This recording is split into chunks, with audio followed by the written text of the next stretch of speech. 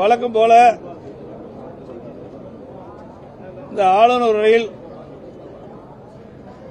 கனிம வளம் மற்றும் கலால்ல பெறப்படுகின்ற வருவாயை பற்றி அதை முறைப்படுத்தி அந்த செய்தியை வெளிப்படுத்தியிருக்கிறாங்க. அதோட நிதி ஆதாரத்தை பெருக்கி படிப்படியாக கொடுக்கப்பட்ட வாக்குறுதி நிறைவேற்றும் என்ற செய்தியும் கொடுத்திருக்கிறாங்க.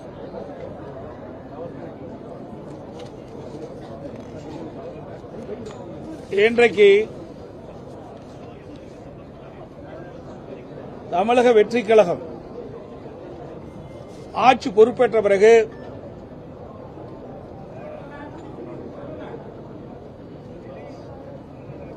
மக்களுக்கு கொடுக்கப்பட்ட வாக்குறுதிகள் போதைப் பொருள் தடுக்கப்படும் என்றும் பெண்களுக்கு முழு பாதுகாப்பு அளிக்கப்படும் என்றும் சட்ட ஒழுங்கு காக்கப்படும் என்று மாண்புமிகு முதலமைச்சர் அவர்கள் தெரிவித்தார்கள். ஆனால் தற்போது அன்றாட நிகழ்வு சம்பவங்கள் மிகுந்த அதிர்ச்சி அளிக்கின்றது. இதுவரை சட்ட ஒழுங்கு காப்பதற்கு போதுமான நடவடிக்கை எடுக்கப்படவில்லை. போதைப்பொருள் தடுப்பு பணிக்குழு அமைக்கப்பட்டவுடன் போதைப்பொருள் கடத்தல், போதைப்பொருள் விற்பனை உண்மைவிட தற்போது அதிகமாக இருப்பதாக செய்திகள் வந்து கொண்டிருக்கின்றது. மிகுந்த வேதனையும் அதிர்ச்சியும் அளிக்கின்றது. இன்றைய தினம் இந்த ஆட்சி பொறுப்பேற்ற பிறகு பதியப்பட்ட குற்ற வழக்குகள், போக்சோ வழக்கு மட்டும் 150 வழக்குகள் பதியப்பட்டிருக்கிறாங்க. 38 நாட்கள் ஆட்சி பொறுப்பேற்று 38 நாட்கள் ஆகின்றது.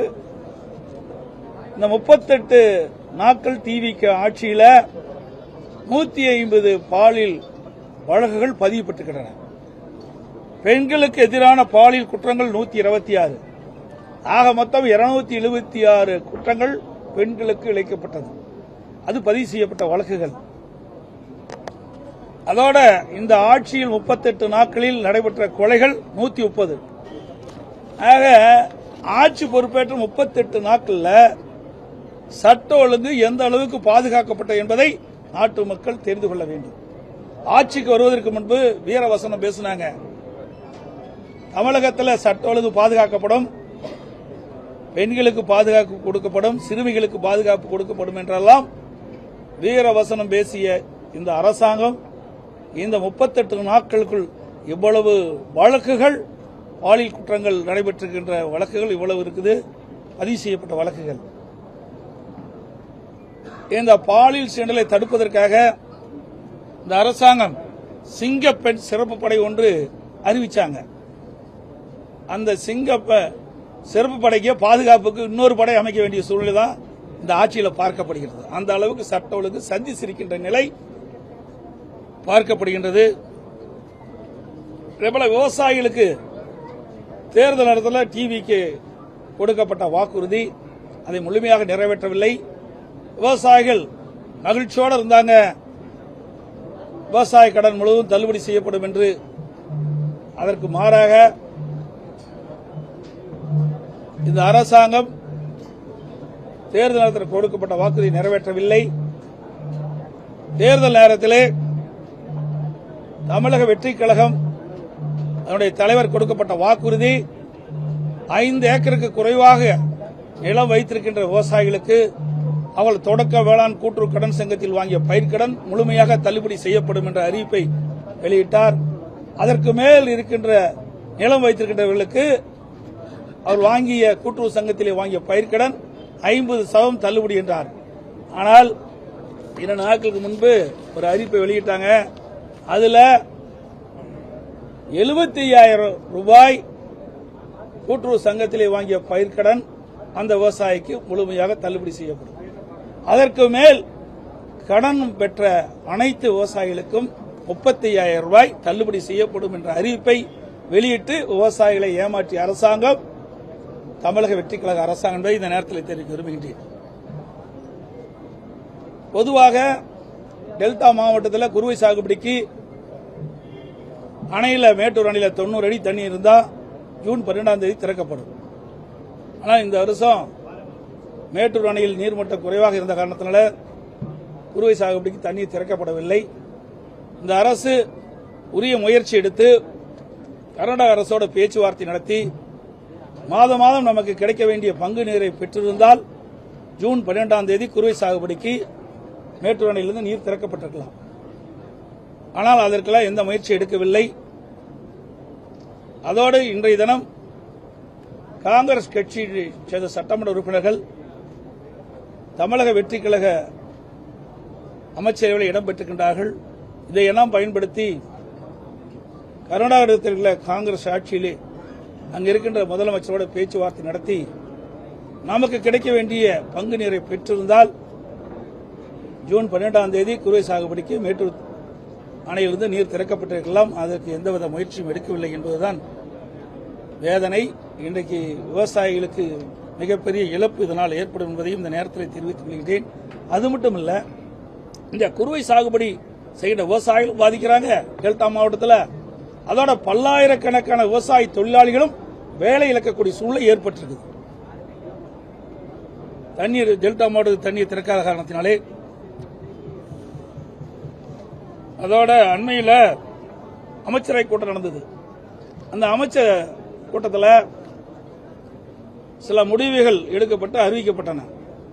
எல்லா ஊடகத்திலும் பத்திரிகையில் வந்தது. சுமார் 436 திட்டங்கள் எடுத்துக் கொள்ளப்பட்டு நிறைவேற்றப்படும் என்றும் ஒவ்வொரு துறைக்கும் என்னென்ன இவ்வளவு திட்டங்கள் எடுத்துக் கொள்ளப்படும் என்று அறிவிப்பு கொடுத்தாங்க. அந்த அறிவிப்பு இதில் இடம்பெறல. என்னென்ன மாவட்டத்தில் எந்தெந்த துறைக்கு என்னென்ன திட்டம் எடுத்துக் கொள்ளப்படும், அதற்கு என்ன நிதி ஒதுக்கப்படும் என்ற விவரங்கள்லாம் எதுவுமே இந்த ஆளுநர் உரையில் இடம்பெறல. அதே போல இன்னைக்கு கனிம வரத்தை பற்றி சொன்னாங்க. இன்னைக்கு கட்டுமான பொருட்கள் விலை உயர்ந்துட்டது. அதை குறைப்பதற்கு இந்த அரசு எந்த நடவடிக்கை எடுக்கல. இதனால வீடு கட்டுவர்கள் கடுமையாக பாதிக்கப்படுறாங்க. கட்டுமான தொழில் ஈடுபட்டிருக்கின்ற தொழிலாளர்கள் கடுமையாக பாதிக்கப்பட்டுள்ளார்கள். தேர்தலின் போது பல வாக்குறுதிகளை கவர்ச்சிகரமாக தெரிவிச்சாங்க. தமிழக வெற்றி கழகம் ஆட்சிக்கு வந்தவுடன் என்னென்ன திட்டங்களை நாங்கள் நிறைவேற்றும் என்ற அறிவிப்பெல்லாம் வெளியிட்டாங்க. அதுல மாதந்தோறும் குடும்ப பெண்களுக்கு 1000 ரூபாய் கொடுப்பதா 2500 ரூபாயாக உயர்த்தி வழங்கப்படும் என்ற ஒரு அறிவிப்பு. முதியோர் உதவித்தொகை 3000 உயர்த்தப்படும் என்ற அறிவிப்பு. ஆண்டுக்கு ஒரு குடும்பத்திற்கு 6 கேஸ் சிலிண்டர் விலையில்லாமல் வழங்கப்படும் என்பது. அண்ணன் சீர் திட்டத்தின் கீழ் மணப்பெண்ணுக்கு ஒரு சவரன் தங்கம். அரசு மருத்துவமனையிலே பிறக்கும் ஒவ்வொரு குழந்தைகளுக்கும் தங்க மோதிரம் மற்றும் தாய் மாமன் சீர். வேலைவாய்ப்பு நிலையத்தில் பதிவு செய்ய காத்திருக்கும் வேலையில்லா பட்டதாரிகளுக்கு மாதந்தோறும் 4000 உதவித்தொகை. மாதந்தோறும் ஒரு முறை மின்கட்டண கணக்கீடு. இதெல்லாம் முக்கியமான அறிவிப்பு.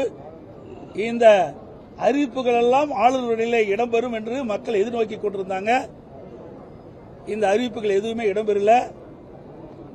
தேர்தல் நேரத்தில் கவர்ச்சிகரமாக பேசி வாக்குகளை பெற்று ஆட்சிக்கு வந்த பிறகு கொடுக்கப்பட்ட வாக்குறுதியை நிறைவேற்றாத அரசாங்கம் தான் தமிழக வெற்றி கழக அரசாங்கம். அதோட வெற்றி கழகம் தமிழக வெற்றி கழக ஆட்சிக்கு வந்த பிறகு ஆங்காங்கே மின்வெட்டு, அறிவிக்கப்படாத மின்வெட்டு. சென்னை மாநகரம், சென்னை சுற்றியுள்ள புறநகர பகுதி, தமிழ்நாட்டில் பல பகுதியில் அடிக்கடி இரவில் மின்தடை ஏற்படுது. இதனால மக்கள் இரவில் தூங்க முடியாம அந்த இரவிலேயே போராட்டம் நடைபெறுகின்ற சூழ்நிலையெல்லாம் பார்த்தோம். உங்க ஊடகத்திலே பத்திரிகையிலும் வந்த செய்தி தான். இன்றைக்கு தூக்கத்தை தொலைத்த அரசாங்கம் தமிழக வெற்றி கழக அரசாங்கம் தான். அதற்கு பல்வேறு சாக்கு போக்கெல்லாம் சொன்னாங்க. ஃபீஸ் கேரில் திருட்டு போனதுனால தான் அடிக்கடி மின்தடை ஏற்பட்டதா சொன்னாங்க. இதற்கு முன்பு திராவிட முன்னேற்ற கழக ஆட்சியில் அணில் அந்த லைன்ல ஓடுனதுனால தான் அடிக்கடி மின்தடை ஏற்பட்டதுன்னு சொன்னாங்க. இப்ப புதிய கண்டுபிடிப்பாக ஃபீஸ் கேரி திருட்டு போனதுனால தான் இந்த மின்தடை ஏற்படுதா சொல்றாங்க. ஆக தமிழ்நாடு முழுவதுமா ஃபீஸ் கேரி திருட்டு போகுது. ஆக இதை சரியான முறையிலே நிர்வாக கோளாறின் காரணமாக மின்தடை ஏற்படுகிறது. இன்றைக்கு தேவையான மின்சாரத்தை கொள்முதல் செஞ்சு தடையெல்லாம் மின்சாரத்தை வழங்கணும். அதுக்கு பிறகு வெவ்வேறு காரணத்தை சொல்லி இன்றைக்கு மக்களை சமாதானப்படுத்த முற்படுகிறார்கள்.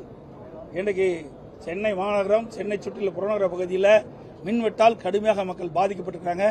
ஆகவே அரசு எவ்வளவு மின்சாரம் உற்பத்தி செய்யப்படுகிறது, எவ்வளவு மின்சாரம் மக்கள் பயன்படுத்துகின்றார்கள், இடைவெளி எவ்வளவு இருக்குது, அதை கொள்முதல் செஞ்சு உடனடியாக தடையில்லா மின்சாரத்தை மக்களுக்கு வழங்க வேண்டும்.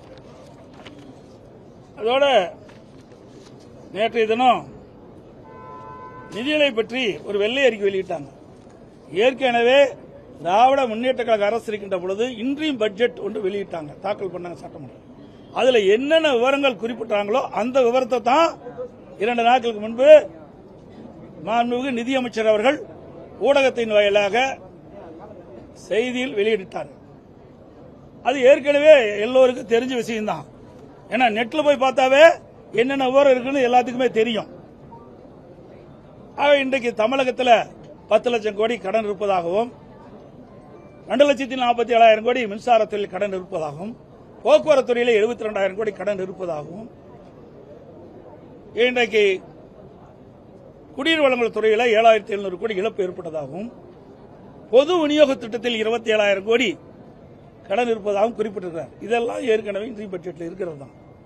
இதையெல்லாம் தெரிஞ்சுதானே உங்களுடைய தலைவர் சட்டமன்ற பொதுத் தேர்தலின் போது பல வாக்குறுதிகள் கொடுத்தாங்க. ஆக இதையெல்லாம் சரி செய்த பிறகுதான் திட்டத்தை நடைமுறைப்படுத்த வேண்டும் என்று சொன்னா, ஆக இவர்கள் அறிவித்த வாக்குறுதிகள் நிறைவேற்றப்படாது என்பதுதான் இதில் பொருள். அதுக்காகத்தான் வெள்ளை அறிக்கை நேற்று வெளியிட்டார் என்று கருதுகிறேன். ஏற்கனவே பல பொதுக்கூட்டத்தில் தேர்தல் சட்டமன்ற பொதுத் தேர்தலின் போது பல பொதுக்கூட்டத்தில் தேர்தல் நேரத்தில் தமிழகத்தில் 10 லட்சம் கோடி கடன் இருப்பதாக தெரிவிச்சிருக்கிறாங்க. கடன் இருந்துதான் தெரிஞ்சுதான் நான் குறிப்பிட்ட புதிய அறிவிப்புகளை வெளியிட்டீங்க. அதன் அறிவிப்பின் மூலமாக தான் உங்களுடைய வாக்குறுதியை நம்பி மக்கள் வாக்களித்து உங்களை ஆட்சியில் அமர செய்திருக்கின்றார்கள். நீங்கள் கொடுக்கப்பட்ட வாக்குறுதி நிறைவேற்றி தர வேண்டும் என்பதுதான் எங்களுடைய நிலைப்பாடு. ஏற்கனவே அனைத்து இந்திய அண்ணா திராவிட முன்னேற்ற கழக ஆட்சியில் கொண்டு வரப்பட்ட திட்டம் பல திட்டத்தை இந்த ஆளுநர் உரையில பார்க்கப்படுகிறது. குடிமராமத்து திட்டம் என்ற ஒரு திட்டத்தை கொண்டாந்தோம். இன்னைக்கு பல ஆண்டுகளாக ஏரி குளம் குட்டையெல்லாம் அணைகள்லாம் தூர் வாராமது, அது தூர் வாரணும். இப்ப 18,000 ஏரிகள் தூர் வாரப்படும் என்று குறிப்பிட்டிருக்கிறாங்க. அதே போல தொழில்துறையில் புதிய தொழில் தொடங்குகிறவர்களுக்கு எவ்வித சிரமம் இல்லாமல் சிங்கிள் விண்டோ சிஸ்டத்தை கொண்டாந்தோம். அதைத்தான் இவர்களும் தெரிவிச்சிருக்கிறாங்க. புதிய அறிவிப்புகள் எதுவுமே இடம்பெறவில்லை என்பதுதான் யதார்த்தமான உண்மை. அதோட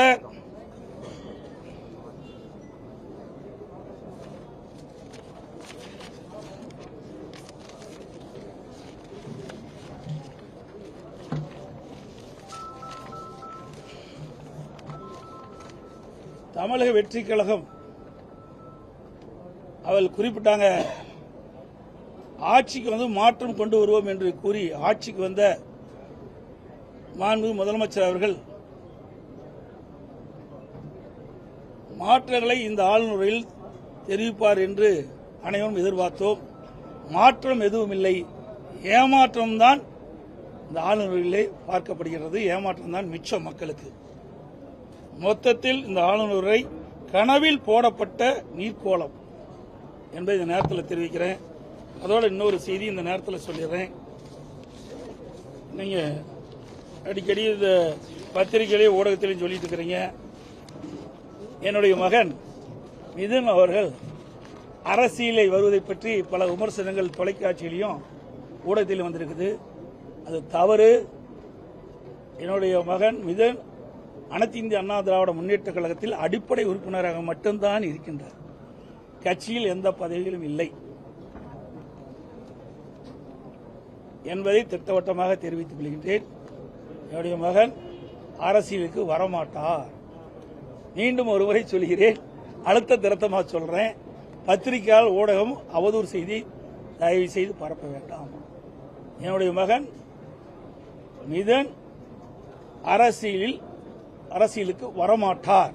என்பதை திட்டவட்டமாக தெரிவித்தார். நீங்க தானே குற்றச்சாட்டு சொல்லிட்டு இருக்கீங்க. வேண்டுமென்றே திட்டமிட்டு அவதூறு செய்தியை வெளிப்படுத்திட்டு இருக்கிறாங்க. இனிமேல் அதை வெளியிட வேண்டாம் என்று நானே ஊடகத்தின் வாயிலாக பத்திரிகையின் வாயிலாக தெளிவுபடுத்தி விட்டேன். அது அவரை தான் போய் கேட்கணும். நீ போய் கேளுங்க அவரை. ஏங்க இப்படி எல்லாம் இருக்கிறீங்க, போய் நீங்க கேளுங்க. அது எங்க தலைமை சரியில்லை, அவர் ஜெயிக்க முடியுமா சொல்லுங்க. அவர் ஜெயிப்பதற்கு காரணம் எங்க தலைமை, அதை முதல் உணருங்க. அனைத்து இந்திய அண்ணா திராவிட முன்னேற்ற கழகம் தலைமை சரியாக இருந்த காரணத்தினாலே, நான் முதலமைச்சராக இருக்கின்ற காலத்திலே பல்வேறு திட்டங்களை கொண்டு வந்த காரணத்திலே, அனைத்து இந்திய அண்ணா திராவிட முன்னேற்ற கழகம் மக்களிடத்திலே செல்வாக்கு பெற்ற காரணத்திலே, அனைத்து இந்திய அண்ணா திராவிட முன்னேற்ற கழக தொண்டர்கள் நிர்வாகிகள் கடுமையாக உழைத்த காரணத்தினாலே, எங்க கூட்டணி கட்சி தலைவர்கள் தொண்டர்கள் கடுமையாக உழைத்த காரணத்திலே அவர் வெற்றி பெற்றார். அதன் வாயிலாக தான் வெற்றி பெற்றார். ஆக அவர்கள் ராஜினாமா செய்தவர்கள் ஓட்டு போட்ட மக்களையும் மதிக்கல. உழைத்த இவருடைய வெற்றிக்காக உழைத்த கழக நிர்வாகிகள் தொண்டர்கள் கூட்டணி கட்சி தலைவர் நிர்வாகிகள் மதிக்கல. அவர்கள் எதிர்காலத்தில் அதுக்குண்டான பலனை அனுபவிப்பார்.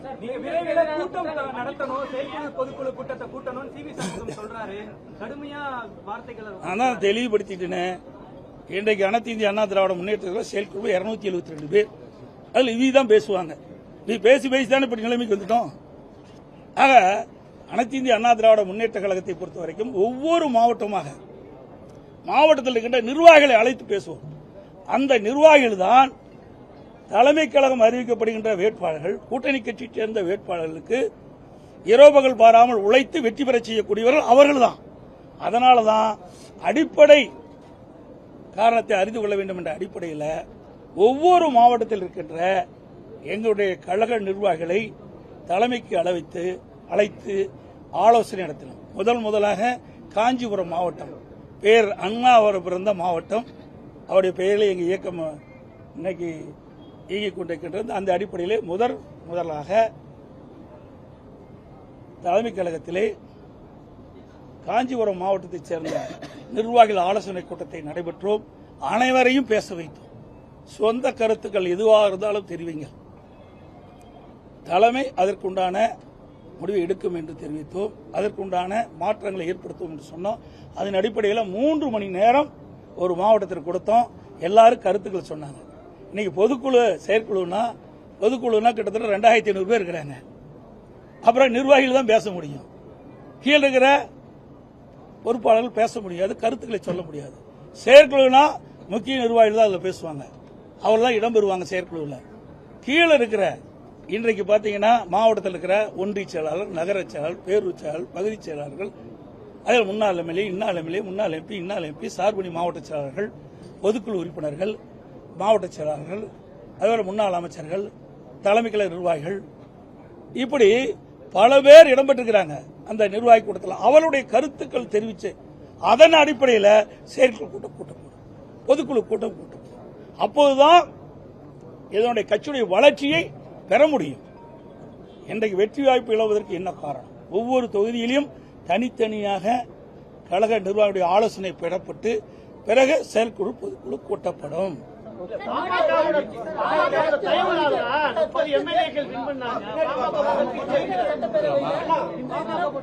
அதாவது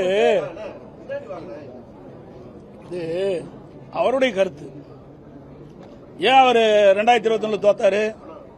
விழுப்புரம் சட்டமன்ற தொகுதியில் ஏங்க தோத்தாரு? அங்க விழுப்புரம் மாவட்டம் தான் பாட்டாளி மக்கள் கட்சி வலிமையா இருக்கிற இடம். அதில் அவர் வெற்றி வாய்ப்பு இழந்துட்டார்ல. இப்போ அவர் மட்டும் தான் ஜெயிச்சிருக்காரு. 3 இடங்கள் அவர் பரிந்துரைப்பட்ட வேட்பாளர் தான் நிறுத்தணும். அவர் பரிந்துரையின் அடிப்படையில் தான் அந்த மாவட்ட வேட்பாளர் நிறுத்தணும். விழுப்புரம், வானூர், திண்டிவனம் அதுலயும் வெற்றி வாய்ப்பு இருந்தாங்க. ஆக இதெல்லாம் காரணம் இல்ல, ஏதோ சொல்ல வேண்டும் என்பதற்காக சொல்றாங்க. கூட்டணியில் ஒரு குழப்பத்தை ஏற்படுத்தணும், அதுதான் அதோடைய கருத்தை நான் பார்க்கிறேன்.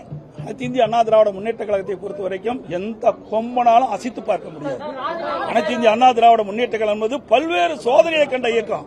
இன்றைக்கு நேற்றைக்கு இல்ல, தலைவர் காலத்திலையும் சோதனை பார்த்தோம், அம்மா காலத்திலையும் பார்த்தோம். ஆக வெற்றி வாய்ப்பு இழப்பு ரெண்டு மாறி தான் வருது. 1991 2 இடம் தான் திமுக ஜெயிச்சது. 96 ஆட்சி அமைச்சது.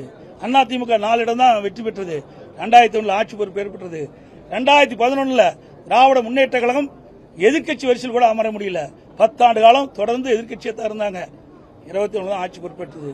இப்படி எங்களுடைய தலைவர்கள் இல்லாத காலகட்டத்தில் கூட 2021 தேர்தலை சந்திச்சு 66 இடங்கள் நாங்கள் வெற்றி பெற்றோம். கிட்டத்தட்ட 9 இடம் கூட்டணி வெற்றி பெற்றது. 75 இடங்களை வெற்றி பெற்றோம். இப்ப கூட அதிமுக 47 இடங்கள் வெற்றி பெற்றிருக்குது. கூட்டணி 6 இடங்கள் வெற்றி பெற்றிருக்கிறது.